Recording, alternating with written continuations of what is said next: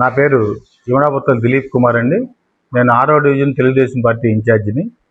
గడిచిన నెల 15 రోజులు సుమారుగా నెలన్నర నుంచి ఇక్కడ కొబ్బరి తోటలో జరిగినటువంటి సంఘటన గురించి నేను వివరణ ఇవ్వడానికి వాళ్ళ పత్రికా మిత్రుల సమావేశం ఏర్పాటు చేయడం జరిగింది.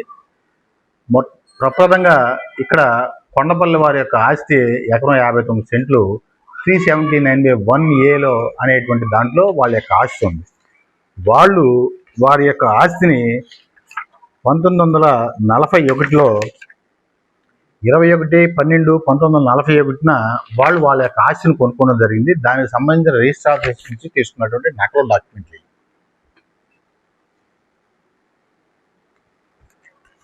దీని ప్రకారం వీళ్ళకి ఆస్తి రావడం జరిగింది. తర్వాత ఈ ఆస్తిలో తోట కుటుంబ సభ్యులు దాంట్లోకి రావటం, వీరు ఇంజక్షన్ దావాకి వెళ్ళటం, అక్కడి నుంచి 1983 నుంచి పలు రకాలుగా తోట కుటుంబ సభ్యులకి కొండపల్లి కుటుంబ సభ్యులకి దావాలు నడుస్తూ ఉన్నాయి. ఈ దావాలు ఇలా నడుస్తూ ఉండగా 2000 సంవత్సరంలో తోట కుటుంబ సభ్యులు ఈ ఆస్తిని కాట్రగడ్డ కుటుంబ సభ్యులకి ఈ ఆస్తిని అమ్మేశారు.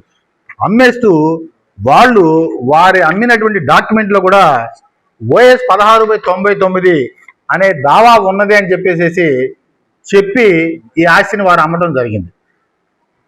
ఇలాగా దావాలో ఉన్నటువంటి ఆస్తిని తోట కుటుంబ సభ్యుల దగ్గర నుంచి కాట్రగడ్డ కుటుంబ సభ్యులు కొనుగోలు చేయటం, వాళ్ళు ఈ ఆస్తిని కొంతమందికి విక్రయించుకుంటూ 4-5కి విక్రయించుకుంటూ ఈ 4-5లో చేతులు మారుకుంటా ఇప్పుడు ఏదైతే వివాదం నడుస్తుందో వెంకటాచలం గారు దాన్ని 2024 సంవత్సరంలో కొనుక్కోవడం జరిగింది.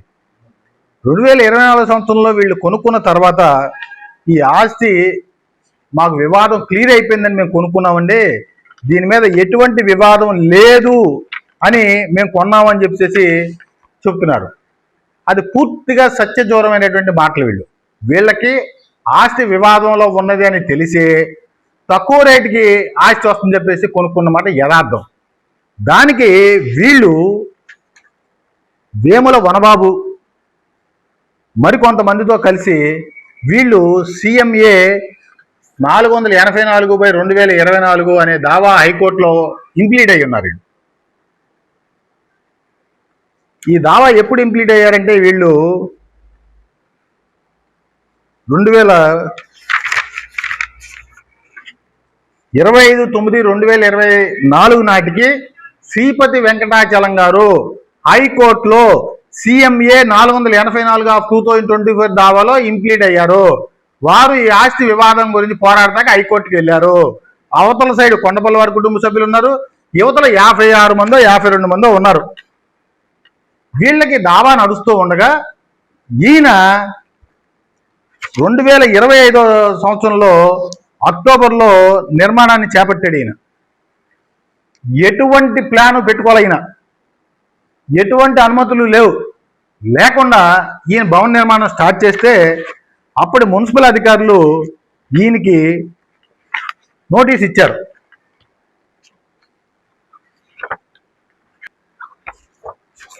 మీది అక్రమంగా నిర్మాణం చేస్తున్నారని వెంకటాచలం గారికి నోటీస్ ఇచ్చారు. నోటీసు స్వయంగా వెంకటాచలం గారే అందుకున్నారు. అందుకున్న తర్వాత కూడా ఆయన ఈ పని ఆపట్ల. ఇదిగోండి, న్యూ అనాథరైజ్డ్ కన్స్ట్రక్షన్ అని క్లియర్గా మున్సిపల్ అధికారులు ప్లాన్ లేకుండా నిర్మాణం చేపట్టేదాన్ని అనాథరైజ్డ్ కన్స్ట్రక్షన్ అనగా ఏమంటారు? తర్వాత వాళ్ళ పిల్లలు చాలా విద్యార్థికులు, వాళ్ళు జర్నీ వెళ్ళారు, ఇంకెక్కడికి వెళ్ళారు, చదువుకున్నారు, చట్టం అంతా వాళ్ళకి తెలిసి ఇక్కడ పోనీ వాళ్ళకి లిటరసీ లేదండి, చదువుకోలేదండి, పొరపాటు పడ్డారు, అన్యాయం జరిగిందంతా కాదు, వాళ్ళకి తెలిసి కేవలం ఇక్కడ వాళ్ళ యొక్క వ్యక్తిగత స్వార్థం కోసం ఏవైనా సరే మేము ఇల్లు కడతాం, మమ్మల్ని ఎవడ పీకుతాడు అనేటువంటి ఒక మొగ్గు పట్టుదలతో వాళ్ళు నిర్మాణాన్ని స్టార్ట్ చేశారు. వీళ్ళు నిర్మాణం స్టార్ట్ చేసే నాటికి వీళ్ళకి ప్లాన్ లేదు కాదని వాళ్ళని చెప్పండి. ప్లాను లేకుండా నిర్మాణం స్టార్ట్ చేస్తే మున్సిపల్ అధికారులు అడ్డుకోరా? దట్టు వీళ్ళకి అపోనెంట్గా ఉన్నటువంటి కొండపల్లి వారు ప్రతిరోజు సోమవారం వస్తే కలెక్టర్ ఆఫీస్లో గ్రీవెన్స్కి వెళ్తాం, ఏమంటే హైకోర్టులో ఆర్డర్ ఉంది, హైకోర్టులో సరే, ఇక్కడ హైకోర్టులో ఆర్డర్ ఏమి ఇచ్చిందో కూడా చెప్పాలి నేను.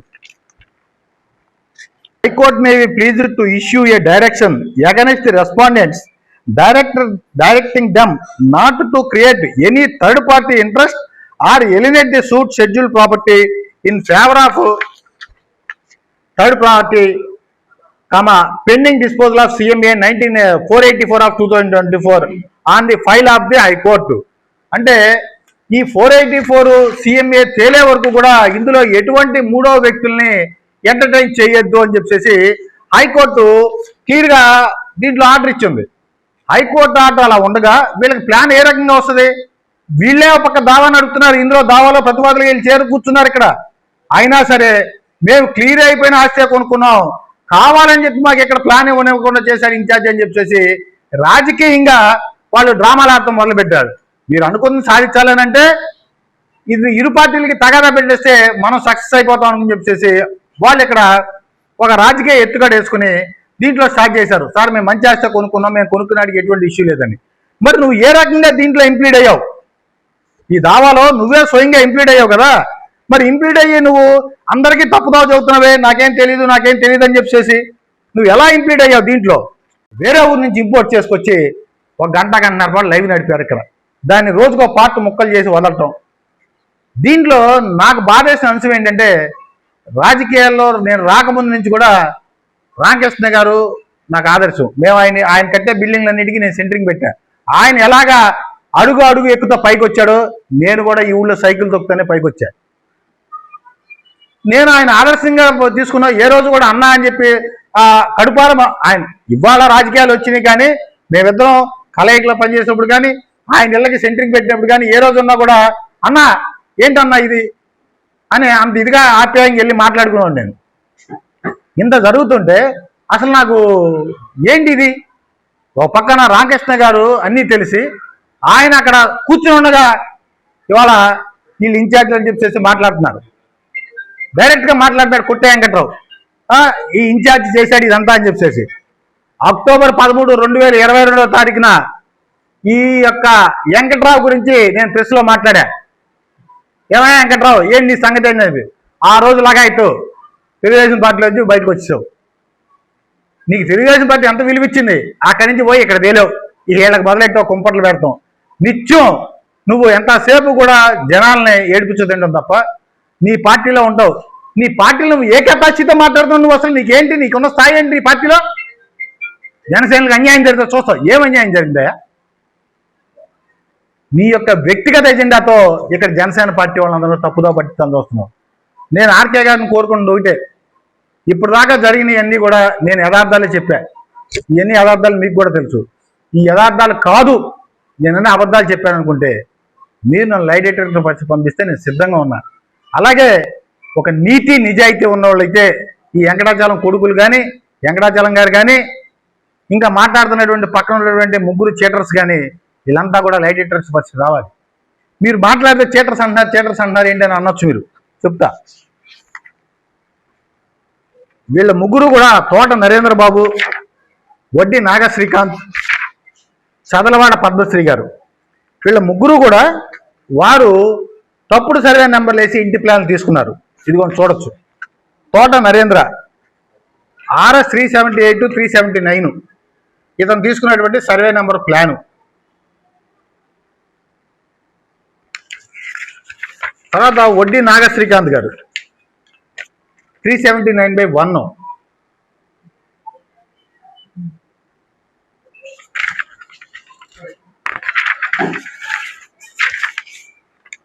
చదలవాడ పద్మశ్రీ గారు RS 378 379.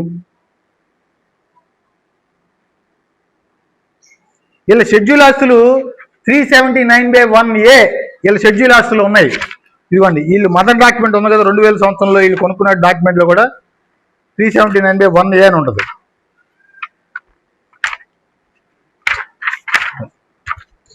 ఇంత క్లియర్గా ఈ డాక్యుమెంట్లో వీళ్ళు ఇలా ఉండగా ఈ డాక్యుమెంట్ని 379/1Aలో హైకోర్టులో ఉంది కాబట్టి ప్లాన్ ఎవరని తెలుసుకుని ఏ మున్సిపల్ అధికారులు అయినా సరే వివాదంలో ఉన్నటువంటి స్థలానికి ప్లాన్ మంజూరు చేయదు. ఇది తెలుసుకుని వీళ్ళు అప్పుడు అధికారుల్ని అప్పుడు రాజకీయ పలుకుబడిని వాడుకుని తప్పుడు విధానంలో ప్లాన్ సంపాదించుకున్నారు. ఈ తప్పుడు ప్లాన్ మంజూరు చేయించింది బియ్యం దొంగే. అందుకే తెల్లారబడి దిపాడు ఇక్కడికి వచ్చి. దిగిపోయి ఇక్కడ ఏదైనా జరిగిద్దామో నా గురించి నేను చెప్పమాకంటా బాబు, మీకు ఎట్టకుండా ప్లాన్ ఇప్పించాను. ఇది క్లియర్ కట్గా ఇది మోసం కాదా? మోసం చేయటం కాదా? వాళ్ళకేం చెప్పారు, మీరు కొనుక్కోండి నేను ప్లాన్ ఇప్పిస్తా అన్నావు. నీ మాటలన్నీ కొన్నారు, దామును పడ్డారు ఇప్పుడు వాళ్ళందరూ కూడా. నువ్వు కాదు నేను ఇప్పించలేని చెప్పు, ఈ ప్లాన్ మంజూరులో నువ్వు అధికారులకు ఫోన్ చేసి చెప్పలేని చెప్పు. వీళ్ళంతా కూడా వైసీపీ నాయకులతో కలిసి జర్నీ చేసి ఇవాళ తేడా రాగానే టక్ మేమంతా జనసేన అంటున్నారు. ఈ జనసేన కింద ఈ 4 బూతుల్లో ఏ రోజన్నా సరే వీళ్ళు ఎక్కడన్నా ప్రచారం చేశారా? చెప్పండి. నాతో పాటు ఉన్నారు 12-13 మంది ఇక్కడ జన సైనికులు కానీ మేము కానీ కలిపి ఇక్కడ ఎలక్షన్ చేసామే. ఏ రోజు మీరు రాలేదే. అసలు మీరు ఎవరో కూడా తెలియదే నాకు. ఉత్తి పుణ్యానికి నిందలేయటం, గుడ్డగాల్చి మీద వేసుకుంటే అది గవనాడేపడ్డా. నేను గుడ్డగాల్చి మీద వేస్తే పారిపోయే భయపడిపోయే రకాన్ని కాదు. నేను పోరాటం చేస్తే నేను ఈ స్థాయికి వచ్చా. 2023 నుంచి పోరాటాలు వివిధ దశలో చేశా. ఈ నరకాసురుడు బియ్యం దొంగనే రాజకీయాల్లో లేకుండా చేయడం కోసమే నేను రాజకీయాల్లోకి వచ్చా. నేనేం భయపడిపోయి పారిపోయాను కాదు, ఆరోపణలు బెదిరిపోయాను కాదు. నేను నికార్సుగా ఉన్నాను కాబట్టి ఇంత దమ్ముగా నేను మాట్లాడగలుగుతున్నా. ఈ చేతనైతే రండి, నిరూపణకి వెళ్దాం. ఇది ఇద్దరు వ్యక్తిగత ఆస్తుల సంబంధం. ఇందులో మంత్రి గారికి పాత్ర లేదు, తెలుగుదేశానికి పాత్ర లేదు. గౌరవ జనసేన పెద్దలు నేను కోరుకునేది ఒకటే, ఎంపీ గారికి తప్పుదోవ పట్టించారు. ఎంపీ గారు ఇక్కడే ఉండి ఆయన ఎలక్షన్ ప్రచారం స్టార్ట్ చేసేవాళ్ళు రోజు 6వ వార్డులోనే ఉన్నారు.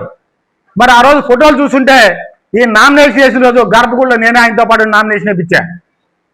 కనీసం ఒక మాట ఏం దిలీప్ ఏం జరిగిందని కూడా మరి ఆయన పని ఒత్తిడి వల్ల పిలవలేకపోయారు నన్ను.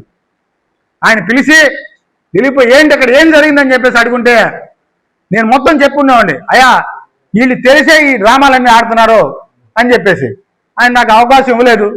అవకాశం ఇస్తే ఇప్పటికైనా సరే పార్టీ పెద్దలు దగ్గరికి వెళ్ళి, జనసేన పెద్దల దగ్గరికి వెళ్ళి, నాకు ఎటువంటి భేషజాలు లేవు, మేము కూటమిలో కలిసి పనిచేసాము, నేను చిరంజీవి గారికి, మా జనరేషన్ అందరూ చిరంజీవి గారి అబ్బాయిలు ప్రత్యేకం చెప్పు అక్కర్లా, 190 మంది కుర్రవాళ్ళందరూ కూడా ఆ రోజు చిరంజీవి గారి టికెట్లు కోసం చొక్కాలు దించుకున్నారు తప్ప వాళ్ళు ప్రత్యేకంగా ఎవరైనా చెప్పు అక్కర్లా. ఇన్ని జరుగుతుంటే మాట్లాడితే ఓ పక్కనేమో మంత్రి గారిని బతిలాడతారు. మంత్రి గారు దీన్ని ఎలాగోలా పరిష్కరించండి, మీరు ఆ కొనపొలంలో ఒప్పించండి అన్నారు. ఇటు పక్క వచ్చేసి ప్రెస్ మీట్ పెడుతున్నారు. ఏంటి దీని అంతరం ఏంటి?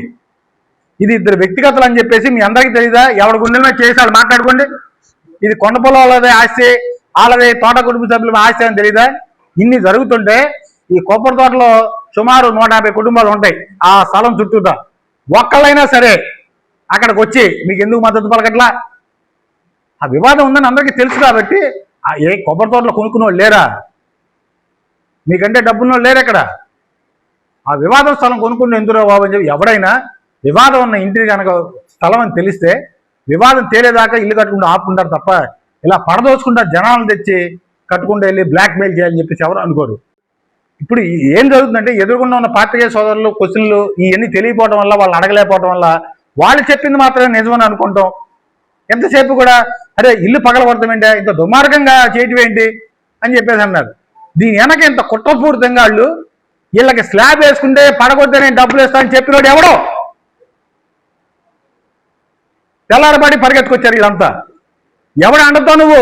ఎవరైనా సరే ఒక బిల్డింగ్ పని చేసుకున్నా అంటే బాబు ₹1,00,000 పోతేనే అల్లలాడిపోతామే, పొరపాటు జరిగిందనంటే నువ్వు 25-30 లక్షల రూపాయలు ఏ ధైర్యంతో అక్కడ నువ్వు ఖర్చు పెట్టావు? నీది నిజాయితీ అయిన ప్రాపర్టీ అయితే అర్ధరాత్రులు ఎందుకు పని చేసుకున్నావు? చుట్టూతో తెరతాపలు కట్టి ఎందుకు పని చేసుకున్నావు? మనుషులు కాపలా పెట్టుకుని ఎందుకు పని చేసుకున్నావు? ఎన్ని నిన్ను అడిగేవాళ్ళు లేరు, డిబేట్ చేసేవాళ్ళు లేరు కాబట్టి నీ ఇష్టం వచ్చిన టీవీల ముందు మాట్లాడుకుంటున్నావు. వీటన్నిటి మీద కూడా వాళ్ళు మాట్లాడిన మాటలన్నిటికీ కూడా నేను న్యాయపరమైన చర్యలు, చట్టపరమైన చర్యలు అవన్నీ తీసుకుంటాను. అవన్నీ జరుగుతాయి. కానీ ఈలోపు ఇక్కడ ఏం జరుగుతుందంటే ఇది కూటమిలో చిచ్చు రేపటానికి చేసే కుట్రని నేను కనుక బహిరంగంగా నేను ఇక్కడ ఉన్నాను కాబట్టి నేను చెప్పకపోతే అది నా తప్పు అవుతుంది. ఎవరైతే తెలుగుదేశం పార్టీలో పదవులు అనిపించి అక్కడ నాయకత్వం మీద నువ్వు విమర్శలు చేస్తే, నేను ప్రతి విమర్శలు చేస్తే దాన్ని సమాధానం చెప్పుకోలేక పారిపోయి ఇక్కడ చేరావో అతను వీళ్ళందరినీ కూడా తప్పుదో పట్టిస్తున్నాడు. అతనికి ఉన్న కెపాసిటీ ఏంటో చెప్పాలి జనసేన పెద్దలు. పార్టీలో అతనికి ఏం కెపాసిటీ ఉందని చెప్పి మాట్లాడుతున్నాడు అతను. నేను తప్పు చేసి నిజం అయ్యి ఉంటే వీళ్ళు ప్రెస్ మీట్ మాట్లాడుతున్నప్పుడు ఈ చుట్టుపక్కల మిగిలిన డివిజన్ అధ్యక్షులు ఉన్నారు, 5వ డివిజన్ వారు ఉన్నారు, 4వ డివిజన్ ఛాయాదేవి గారు ఉన్నారు, చిలకలపూడిలో రాజు గారు ఉన్నారు. మరి వీళ్ళందరూ కూడా వచ్చి దీంట్లో పాల్గొవాలి. ఎందుకు వాళ్ళందరికీ విషయం తెలుసు. నువ్వు లోపల కుట్రపూర్తని పెట్టుకుని తెలుగుదేశానికి జనసేనకి గ్యాప్ పెంచాలి. నువ్వు బి టీం. అక్కడ నీకు రానాయపేటలో స్విచ్ చేస్తే 16% బోల్ పెరుగుతుంది. ఆ రామనాయుడుపేట ఆర్జీల ప్రకారం నువ్వు పని చేసుకుంటూ వెళ్తున్నావు కాబట్టి ఇన్ని వివాదాలకి మూల కారణమైంది. ఇప్పటికైనా సరే నేను కోరుకున్నది ఒకటే, ఇది ఇరు కుటుంబాల సమస్య, ఇరు పార్టీలు కాదు. ఒకవేళ పార్టీలు అనుకున్నా వాళ్ళిద్దరు జనసేన వాళ్ళే. వాళ్ళే స్వయంగా చెప్పుకుంటున్నారు. కొండపల్లి తేజ గారు మీ పార్టీలో ఎన్ని రోజులు తిరిగారు, మీతో ఎన్ని రోజులు చేశారు, మీతో రోజు జర్నీ చేస్తాడే. నిన్నగాక మొన్న వారం రోజుల క్రితం మీ పిఏ గారి మీద దాడి జరిగితే స్వయంగా ఆయనే పగల హాస్పిటల్లో కూర్చున్నాడే, గవర్నమెంట్ హాస్పిటల్లో రోజల్లా. ఇవన్నీ అవాస్తవాలా? మీరు యాక్సెప్ట్ చేయడానికి ఎందుకు యాక్సెప్ట్ చేయట్లా? ఇది జనసేన పార్టీ కుటుంబ వ్యవహారం, ఇద్దరు జనసేన వాళ్ళని మీరు ఎందుకు ఒప్పుకోలేకపోతున్నారు? ఏంటి మీ ఆంతరం ఏంటి? ఎవడు మిమ్మల్ని నడిపిస్తుంది దీంట్లో? ఎవడు తప్పుదో మాటలు మీరు ఇవన్నీ మాట్లాడుకుంటున్నారు? ఇప్పటికైనా సరే జనసేన పెద్దలు వాస్తవాలు తెలుసుకోండి. దిలీప్ మీద కోపం ఉంటే అది ఇంకో రకంగా తీసుకోండి తప్ప దిలీప్ ఎదిగిపోతున్నాడో లేకపోతే వాళ్ళ కూటమి మేమేం మాట్లాడకూడదు అన్నారు. హైకోర్టులో ఉన్నది కూటమి ఎవరన్నా ఇస్తారు ఆ ప్లాన్? అదే సార్ చెప్తుంది. అదే వీళ్ళు అక్టోబర్ 23 ఆ ప్రాంతాల్లో నేను ఇక్కడ అర్బన్ బ్యాంక్ అధ్యక్షుడిగా నాకు అవకాశం ఇస్తే నేను ప్రమాణ స్వీకారం పెట్టుకుంటే ఆ కార్యక్రమంలో కూడా ఈ కొట్టే వెంకటరావు అతని అనుచరులు రసాబసా చేసి బాయ్కట్ చేశారు. ఏంటి అని అంటే మా జనసేన అభ్యర్థికి వైస్ ప్రెసిడెంట్ ఇవ్వకుండా తెలుగుదేశం వాళ్ళకి ఇస్తున్నారన్నారు. గవర్నమెంట్ ఇచ్చిన జీవోలో వైస్ ప్రెసిడెంట్ అనే పదమే లేదు.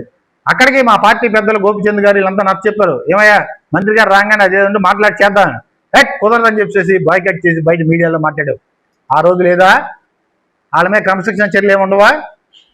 మాట్లాడితే దీంట్లో మంత్రి గారు లాక్కొస్తారు. ఏంటి మంత్రి గారి సంబంధం ఏంటి అసలు? దీంట్లో ఏం సంబంధం ఉంది? పోనీలేరా బాబు, రేపు పొద్దున వచ్చి మాట్లాడతానన్న పాపానికి తీసుకెళ్ళి ఆయన చుడతారా? సెంటరింగ్ పీకేయమంటున్నారండి. మున్సిపల్ అధికారులు వచ్చారండి, రాత్రిపూట వచ్చారు సార్. అది పీకేయకపోతే పొద్దున్నే పగలగొట్టేస్తా ఉన్నారు సార్, మీకు కొద్దిగా చెప్పి పెట్టండి సార్ అని చెప్తే నేను ఊళ్ళోకి వచ్చినాక మాట్లాడతలేవా అని చెప్పేసి ఆ అధికారులకు చెప్పిన పాపానికి జారి జరిసి ఆయన చెప్తే నువ్వు చేసిన తప్పుకి ఎంతమంది చుట్టావు తీసుకొచ్చి? అరే తప్పు 6 నెలల పాటు వివాదం నడిచింది. ఏం చేశారు ఈరోజు ఈ జన సైనికులు అందరూ కలిసి? ఈ 6 నెలల్లో అతన్ని ఎందుకు నిర్మాణాన్ని ఆపలేపారు? కోర్టు ఆర్డర్లు ఉన్నాయి, స్వయంగా మీరే చెప్పారు వీళ్ళు మా మాట వింటలేదని చెప్పేసి. ఇది తెల్లారివాడి జరిగింది కాదు. అక్టోబర్ 13, 15 తారీఖు దగ్గర నుంచి మార్చి 30 తారీఖు దాకా జరిగింది ఈ వివాదం. ఇంత లెంగ్దీ పీరియడ్లో ఎందుకు దీన్ని సెటిల్ చేసుకోలేపారు? జనసేన నాయకులు ఈ వివాదాన్ని ఎందుకు సెటిల్ చేసుకోలేపారు? ప్లాన్ లేకుండా కడతాం తప్పు అని ఎందుకు చెప్పలేకపోతున్నారు అతనికి? ఎందుకనంటే వీళ్ళకి పూర్తి సమాచారం లేదు. వాళ్ళకి నిజంగా ఆ ఇది ఉంటే వెంటనే అరే అక్కడ దిలీప్ ఉన్నాడు, అతను చూస్తున్నాడు, ఏం జరిగిందని చెప్పేసి పిలిచి అడగటం కూడా లేదు. ఎందుకంటే వీళ్ళకి లోపల నా మీద ఒక ద్వేషభావం అనుకుంది. కారణం ఏంటంటే కార్తీక వన సమారాధన, కాపు కార్తీక వన సమారాధన భోజనాలు పెడదామని చెప్పేసి కాపు పెద్దలందరూ నిర్ణయించుకుంటాం. ఆర్కే గారి దగ్గరికి వెళ్తాం, అన్న నీ ఆధ్వర్యంలో వన సమారాధన చేసుకుందామని చెప్పి ఆడటం, ఆయన కూడా ఓకే అని అంటాం. అప్పుడు జరిగినటువంటి సందర్భంగా అన్న ఇవాళ కాపు కులానికి తిరిగి మళ్ళీ పవన్ కళ్యాణ్ నాయకుడు వచ్చాడు రంగా గారి తర్వాత. కాబట్టి మనకి ఇష్టం ఉన్నా లేకపోయినా సరే మనం అందరం కూడా పవన్ కళ్యాణ్ గౌరవిస్తున్నాం. కాబట్టి పవన్ కళ్యాణ్ గారిని విమర్శించినటువంటి వాళ్ళని వనభోజనాలు పిలవడానికి వీల్లేదు అని నేను క్లియర్గా ఆ రోజు చెప్పడం జరిగింది. కావాలంటే మాదివాడ రాము గారు కానీ ఆదికిరణ్ గారు, చలమశెట్టి ఆదికిరణ్ గారు కానీ వీళ్ళందరూ కూడా నాతో పాటు ఆ రోజు నిజమే అతన్ని పిలవడానికి వీలేదు, మన నాయకుడు అయినటువంటి పవన్ కళ్యాణ్ గారిని విమర్శిస్తే మనం ఎట్లా అతన్ని ఇక్కడ పిలుస్తాము, ఆయన పిలవద్దు అని చెప్పేసి అందరం ఏకగ్రీవంగా తీర్మానం చేసుకున్నాం. విచిత్రంగా 2 రోజుల ముందు ఉందనగా టక్మంటే వెళ్ళిపోయి కేవలం జన సైనికులు మాత్రమే అతని ఇంటికి వెళ్తారు. ఆ కాపు వన సమారాధనలో పార్టిసిపేట్ చేస్తున్న వాలంటీర్లుగా తెలుగుదేశం కాపులు కూడా ఉన్నాం కదా, మేము ఎవరం వెళ్ళాం.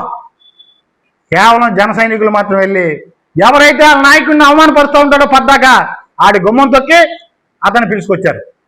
అతను రాలేదో వచ్చాడో తవా సంగతి. ఇక్కడి నుంచి ఈ వివాదానికి వీళ్ళకి ఏంటంటే అక్కడ స్విచ్ చేస్తే ఇక్కడ వెలుగుతున్నాయి కొంతమందికి.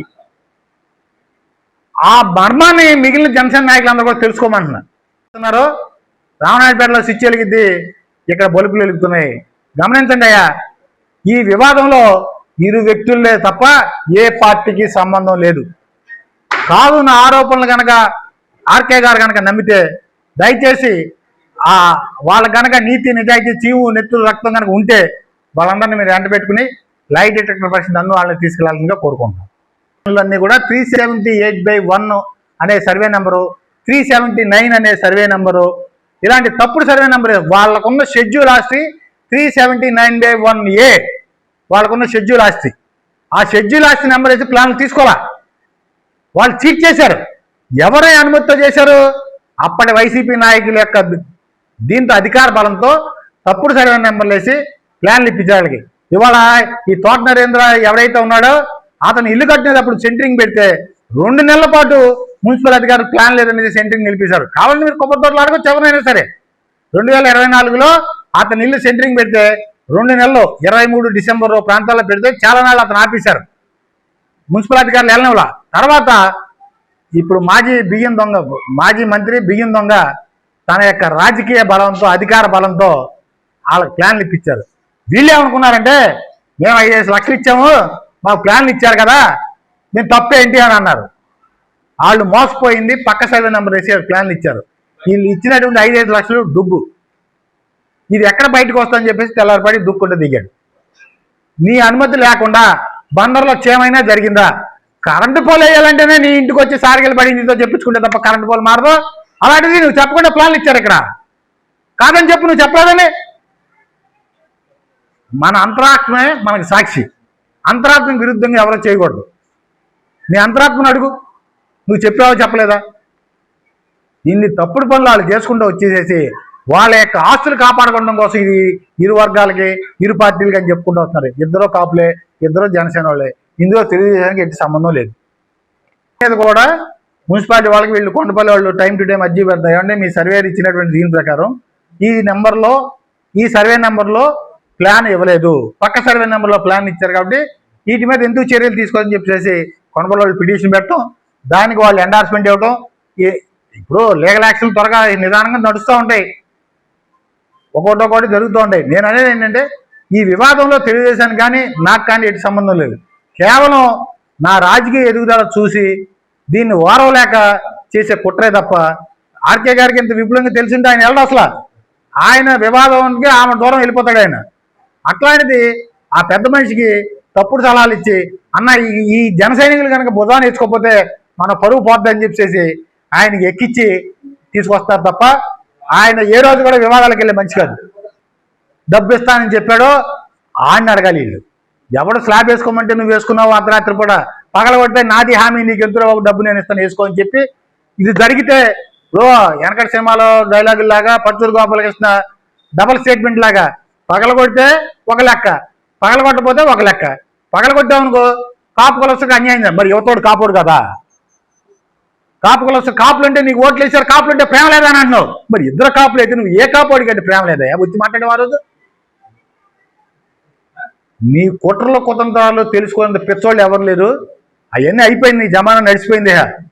ఎప్పటికైనా సరే మీరు ఇట్లాంటి దాంట్లో వివాదాలను పెంచుకుని దూరం చేసుకోమాకు మనుషులు. లేదా పార్టీ ఆఫీసులో నేను ఇంట్లో లేని సమయంలో 10 మందిని పంపించి నా ఇంటి ముందు నువ్వు ప్రెస్ మీట్ వీడియోలు తీసుకొచ్చి తీపిచ్చావు. దానికేగా పరునర్శనాలు వేసింది. నా ఇంటికి అన్ని అనుమతులు ఉన్నాయి. ఇది అన్అప్రూవ్డ్ లేఅవుట్. ఇది మాస్టర్ ప్లాన్లో కానీ లేకపోతే మీరు టౌన్ ప్లానింగ్ వాళ్ళు ఇచ్చేవాడండి మాస్టర్ ప్లాన్లో చూసినా కూడా ఇది పూర్తిగా రెసిడెన్షియల్ ఏరియాగా నమోదైంది. దీనికి అన్ని అనుమతులు ఉన్నాయి, అన్ని ప్లాన్లు ఉన్నాయి. నువ్వు విష ప్రయత్నం చేసావు.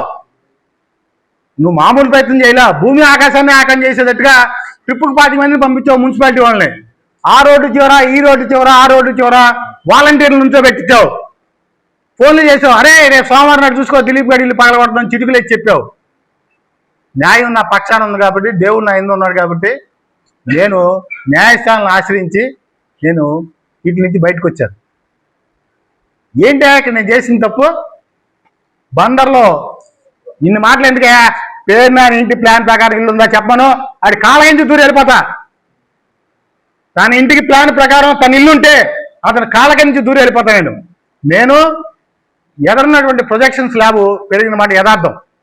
దానికి నేను 2019 ఆగస్టు 29వ తారీఖున బీపీఎస్లో పెట్టుకున్నాను. నేను ఎక్కువ కట్టుకున్నాను. అప్పుడు బీపీఎస్ స్కీమ్లో ఉంటే పెట్టుకుంటే 6 నెలల తర్వాత ఆ బీపీఎస్ స్కీమ్లో ఉన్న అప్లికేషన్ రిజెక్ట్ చేయించి నా ఇంటి డెమాలిషన్ నోటీస్ ఇచ్చావు. ఏం చేస్తాం మరి? కోర్టుకి వెళ్లకుండా పగలగొట్టుకోమంటావా? న్యాయస్థానాన్ని ఆశ్రయించావు, తెచ్చుకున్నావు, న్యాయం తెచ్చుకున్నావు. మొన్న బీపీఎస్లో అన్ని అనుమతులు తీసుకున్నావు. నా ఇంటికి అన్ని అనుమతులు ఉన్నాయి, అన్ని కాగితాలు ఉన్నాయి. ఆయనకు వచ్చిన బెంగ ఏమీ లేదు. రేపొద్దు నువ్వు వచ్చేది పీక్ కట్టలు కడతానుకున్నావు కదా, నీకు అవకాశం ఏమీ లేదు. నీ ఇంటి ప్లాను, నీ ఇంటి కాగితాలు 2 సార్లు చెప్పా. కాటరగడ్డ వెంకాయమ్మ వారసుడు నువ్వు కాదురా బాబు, దాని సంగతి ఏంటో తెలుసుకోని చెప్పి నువ్వు ఇటు వరకు నో రిప్లై. నీ ఇంటి పక్కన 140 గజాలు ఉంది, నూకల కోటేశ్వరరావు. నీ స్థలమే నీ కాదు, ఇంకెందుకు నువ్వు వచ్చో మాట్లాడుకుంటావు? నీదే బినామీ బతుకు, నువ్వు వెళ్ళి మమ్మల్ని అందరం ఎంచుతావు. ఈ ఊళ్ళో నేను ఎలా ఎదిగానో అందరికీ తెలుసు. ఈ ఊళ్ళో పాలిటెక్నిక్ చదువుకున్నా, ఈ ఊళ్ళో సైకిల్ వేసి తిరిగా, ఈ ఊళ్ళో క్లాస్ 1 కాంట్రాక్టర్గా చేశా. చూడు వాళ్ళు వెళ్ళి చేపల మార్కెట్ కట్టి సుమారు 23-24 సంవత్సరాలు అవుతుంది. ఏ రకంగా ఉందో చూడు. నా నిర్మాణాలు, నా మాట ఎంత ఇదిగా ఉందో నేను పని కూడా అలాగే చేశా. దురదృష్టం, నా దౌర్భాగ్యం, నేను ఎదిగే టైంలో నువ్వు ఎమ్మెల్యే అయ్యావు. నన్ను కారాడావు. ఇది తట్టుకోలేక మానేసి సెంటరింగ్ కోరుకున్నా. అక్కడ మొదలెట్టావు, కారాడావు.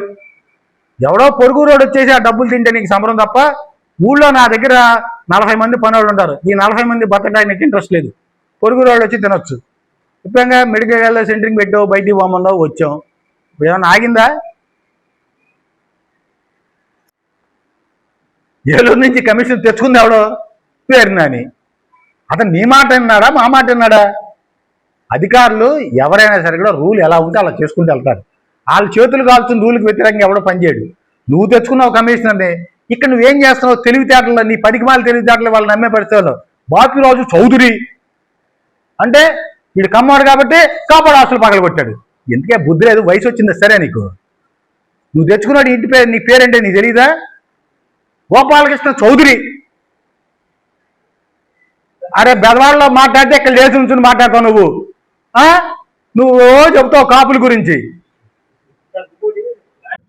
9వ పేరు CMA 484లో 9వ పేరుగా శ్రీపతి వెంకటాచలం గారు ఈ దావాలో ఇంప్లీడ్ అయ్యున్నాడు. ఈ దావాలో ఇంప్లీడ్ అయినప్పుడు ఈయనకి ఏ రకంగా దావా వేసిన డేటు 25/9/2024 అండి.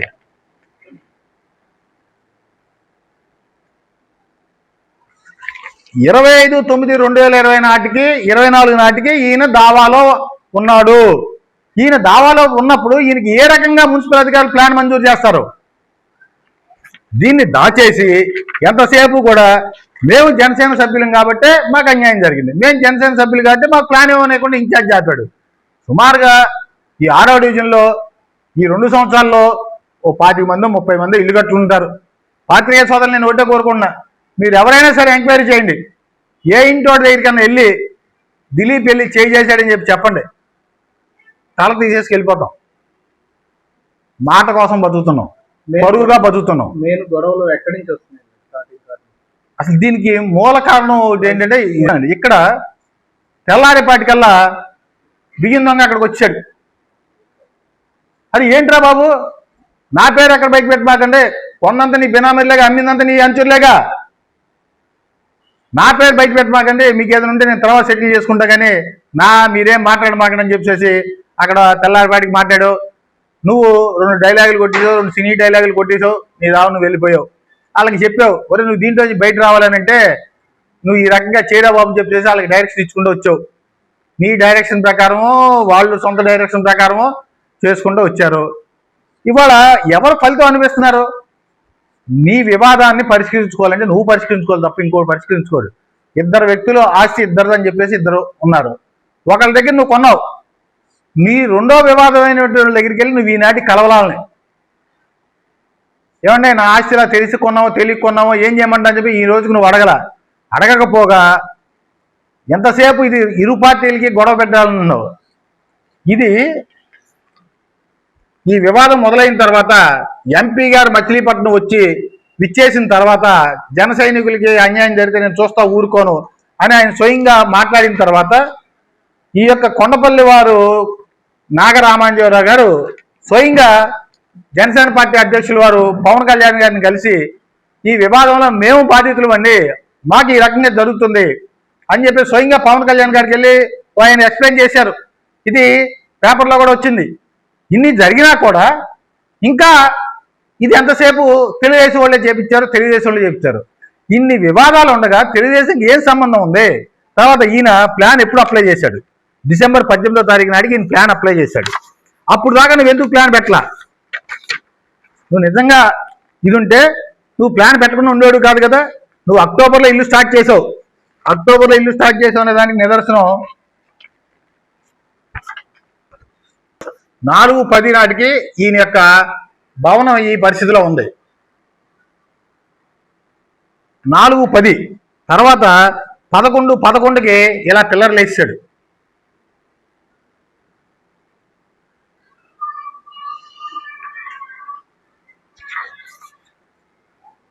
రాత్రులు లైట్లు పెట్టుకుని మరీ పనిచేశాడు.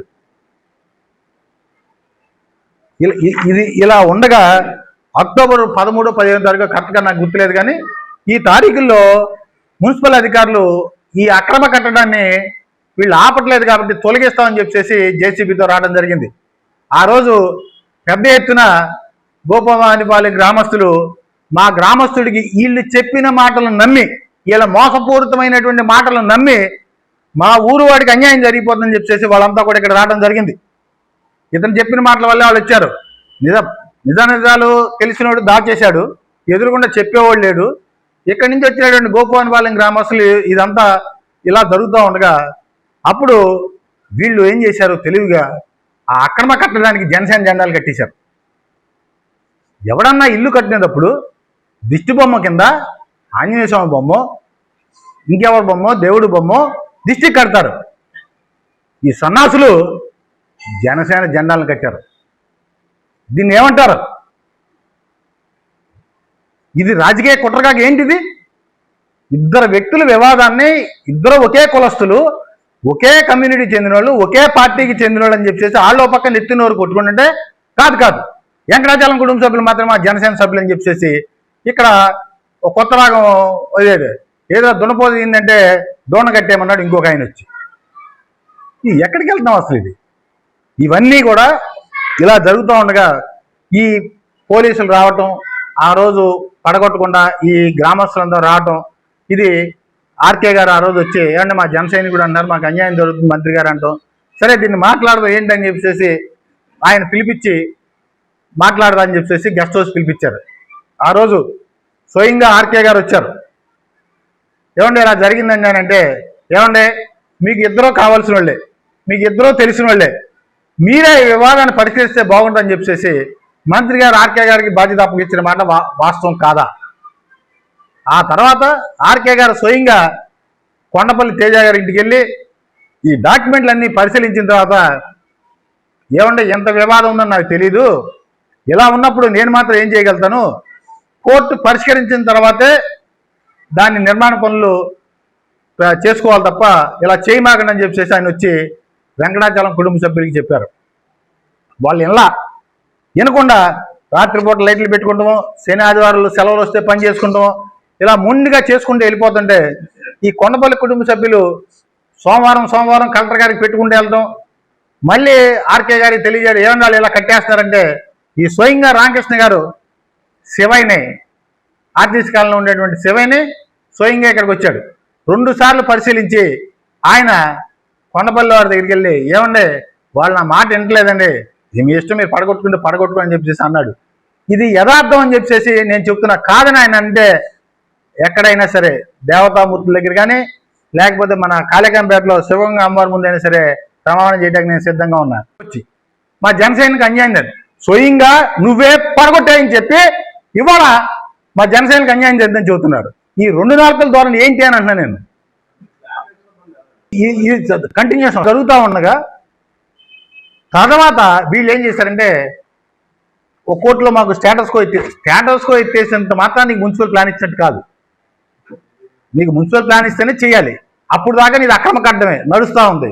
రాత్రి సెంటరింగ్ పెట్టేసావు, రాడ్ బెండింగ్ చేస్తున్నావు. ఇలా జరుగుతూ ఉండగా కొండపల్లి కుటుంబ సభ్యులు మళ్ళీ జిల్లా జాయింట్ కలెక్టర్ గారు ఆ రోజు గ్రీవెన్స్లో ఉంటే వాళ్ళు ఫోటో తీసుకెళ్లారు. అయ్యా మీరు జాయింట్ కలెక్టర్ గారు స్వయంగా 2 సార్లు అన్నారు, మీరు దీన్ని అక్రమ కట్టడం కూల్చేయడని చెప్తే స్వయంగా జేసీ గారు చెప్పారు.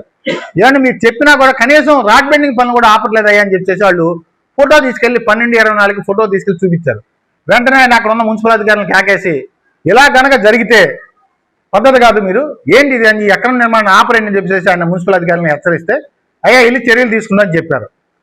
మళ్ళీ వీళ్ళు సాయంత్రం 5:30 ప్రాంతాల్లో మళ్ళీ వెళ్ళి ఏమన్నా రాడ్ బెండింగ్ ఆపట్లేదు అని చెప్పి జేసీ గారి ఛాంబర్లో వెళ్ళి కలిశారు. వీళ్ళు ఇవన్నీ వాస్తవాలు అవునా కాదని చెప్పేసి తెలుసుకోవాలి.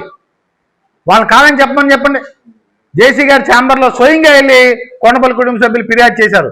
తమరు చెప్పినా కూడా అక్కడ పనులేం ఆగట్లేదు సార్, మీరు మాకు న్యాయం చేయండి అని చెప్పంటే ప్లాన్ లేనటువంటి ఇంటిని అక్రమ కట్టడం కాక ఏమంటారో చెప్పాలి. వీళ్ళంతా కూడా అక్రమ నిర్మాణం చేస్తున్నారు, కోర్టులో ఆ వివాదం నడుస్తూ ఉండగా చేస్తున్నారు కాబట్టి అని చెప్పేసి అధికారులు దీన్ని వెంటనే కూల్చేయండి అని చెప్పేసి వాళ్ళకి చెప్పారు. అప్పుడు వెంటనే ఈ గోపానిపాలెం కుటుంబ సభ్యులు, గోపానిపాలెంలో ఉన్నటువంటి గ్రామస్తులు కానీ, ఈ కొబ్బరితోటలో ఉన్నటువంటి వెంకటాచలం కుటుంబ సభ్యులు కానీ మరికొంతమంది కలిసి మంత్రి గారికి ఫోన్ చేసి ఏమన్నా మున్సిపల్ అధికారులు సెంటరింగ్ పీకేయమంటున్నారు, రాడ్ బెండింగ్ పీకేయమంటున్నారు, మాకు ఎలా అయితే అన్యాయం జరిగిపోద్దని చెప్పి. అదేంటే మేము ఎప్పుడూ ఆపన్నాం కదా, మళ్ళీ అన్యాయం ఏంటన్నా? కాదు సార్, మా వాళ్ళు కట్టారు, తెలుసో తెలియకో పొరపాటు అయిపోయింది సార్, మేము మాట్లాడతాం సార్ మీతో. మంత్రి గారు నేను వేరే ఊళ్ళో ఉన్నానయ్యా, నేను వచ్చిన తర్వాత ఒక వారం రోజులు ఆగిన తర్వాత ఇరు వర్గాలను కూర్చోబెట్టి నేను మాట్లాడతాను, మీరు తొందరపడి ఎటువంటి చర్యలు చేపట్టమాకండి అని చెప్పేసి ఆయన ఈ కొండపల్లి వెంకటాచలం గ్రామస్తులకి చెప్పారండి. క్లియర్గా చెప్పారు, చట్టం తన పని చేసుకెళ్తుంది, కానీ మీరు తెలియక చేశారన్నారు కాబట్టి నేను వచ్చి కొండపల్లిని మిమ్మల్ని ఇరు వర్గాలను కూర్చోబెట్టి ఒక వారం రోజుల తర్వాత దీని మీద మనం చర్చిద్దాము, నేను అందాక దీని మీద దాని జోలికి వెళ్ళమాకండి మీరని చెప్పేసి స్వయంగా మంత్రి గారు వాళ్ళతో చెప్పారు. ఇది యథార్థం కాదని చెప్పాలి జనసేనకి. అది జరిగిన తర్వాత అర్ధరాత్రి పూట దొంగతనంగా దేనికి స్లాబ్ వేసుకున్నావు నువ్వు పగల ఇలా నీ ముడ్డి కింద నీ తప్పులు ఎట్టు కూర్చుని నాకు అన్యాయం జరిగిపోయింది అంటాడు. ఇంకొక ఆయన అంటాడు, పేదవాడు రూపాయి దాసు ఇల్లు కట్టాడు, 4 అంతస్తుల బిల్డింగ్ ఆయన ప్లాన్ పెట్టింది. 4 అంతస్తుల బిల్డింగ్ ఆయన ప్లాన్ పెట్టింది. ఆయన ప్లాన్ నాకు వచ్చింది. ఏ రకంగా ఆన్లైన్లో ప్లాన్లు ఎవరైనా అప్లై చేస్తే మనకు కావాల్సిన క్రెడెన్షియల్స్ అన్ని దాంట్లో కట్టి స్టెప్ బై స్టెప్ ముందుకు వెళ్తూ ఉంటుంది. నువ్వు ఆన్లైన్లో డబ్బు కట్టినంత మాత్రం నీకు ప్లాన్ వచ్చినట్టు కాదు. నీకు చెప్పలేదా? నీ ఎల్టీపీలు ఇవన్నీ కూడా అన్నీ తెలుసు, కానీ ఈ సిస్టమ్ గురించి తెలియనటువంటి వాళ్ళు ఎక్కువ మంది ఉంటారు కాబట్టి వాళ్ళకి ఈయన చెప్పుకొస్తున్నాడు, నేను డబ్బులు కట్టేశాను, 5 లక్షలు కట్టేశాను, నా ప్లాన్ ఇవ్వట్లేదు అని చెప్పేసి. ఆన్లైన్లో అన్ని కాగితాలు పర్ఫెక్ట్గా ఉంటేనే నీకు ప్లాన్ మంజూరు అయింది. నీకు ప్లాన్ మంజూరు కాలేదు, అసలు నువ్వు ప్లాన్ అప్లై చేసిన December 18 అయితే నువ్వు అక్టోబర్ నుంచి ఇల్లు కట్టుకొస్తున్నావు కదా, నీకు ప్లాన్తో పని ఏంటి అసలు? నువ్వు అక్టోబర్లో ఎందుకు ఇల్లు కట్టావు? నిన్ను క్వశ్చనించేవాళ్ళు లేకుండా నీకు కావాల్సినటువంటి పాత్రికేయ సోదరులు పెట్టుకుని టెక్నికల్గా జనరల్గా పాత్రికేయ సోదరులు అనేటప్పుడు ఏంటంటే మామూలుగా పొలిటికల్గా బాగా నాలెడ్జ్ ఉంటుంది తప్ప ఇలాంటి టెక్నికల్ ఇష్యూస్ మీద అంతగా అవగాహన ఉండదు. కాబట్టి ఎవరైనా కూడా పాత్రికేయ సోదరులు నిజంగా కావంతో డబ్బు కట్టించుకున్నారు మున్సిపాలిటీ వాళ్ళకి, ప్లాన్ అయిపోవడం దుర్మార్గం అని చెప్పి ఎవరికైనా సరే అదే ఆలోచన వస్తుంది. అక్కడ ఉన్నటువంటి టెక్నికల్గా అది అప్రూవల్ కాదు. నువ్వు ప్రతి స్టేజ్లోనూ ఈ డబ్బులు కడితేనే నెక్స్ట్ స్టేజ్కి వెళ్తావు. తర్వాత నేను దీన్ని మార్టిగేజ్ చేశానని అన్నావు, అది మార్టిగేజ్ చేస్తేనే నువ్వు ముందుకు వెళ్ళగలుగుతావు. ఇవన్నీ చేసిన తర్వాత ఆ స్టేజ్లో ఉండగా ఇది హైకోర్టులో వివాదం ఉందని చెప్పేసి ఇది ఆన్లైన్లో ఎవరు ఆపరు, ఫిజికల్గా ఆఫీసర్లు వెరిఫై చేసేటప్పుడు ఇది వివాదంలో ఉంది కాబట్టి రిజెక్ట్ చేశారు. ఇవన్నీ చెప్పకుండా నువ్వు దాచేసుకుని ఇన్ఛార్జి డబ్బులు అడిగాడు, తెలుగుదేశం వాళ్ళు అన్యాయం చేశారు, జనసేన వాళ్ళు కాబట్టి మాకు అన్యాయం జరిగిపోయింది. నువ్వు ఎక్కడ జనసేన? నువ్వు ఈ కొబ్బరి తోటలో 5 బూతులు నేను ఎన్నికలు జరిపా, 49, 50, 51, 52. ఈ బూతుల్ని నేనే గడిచిన 2 సంవత్సరాల క్రితం ఇక్కడ ఉన్నటువంటి జన సైనికులు మేము కలిసికట్టుగా కూటమి విజయానికి కృషి చేసావు. నువ్వు కానీ కొడుకులు కానీ ఏ రోజన్నా అసలు ఇక్కడికి వచ్చారా? నువ్వు ఎవరికి ప్రచారం చేసావు? చెప్పుకున్నావు ఇవాళ జనసేన చేసాం, జనసేన చెప్పామండి. వీళ్ళతో పాటు ఇంకొక ముగ్గురు ఉన్నారు, కట్టిక చీటర్స్. వీళ్ళంతా కూడా అవాస్తవాన్ని దాచేసి రాజకీయ తగాద అయితే మేము లబ్ధి పొందొచ్చు అని చెప్పేసి మాట్లాడుతున్నారు.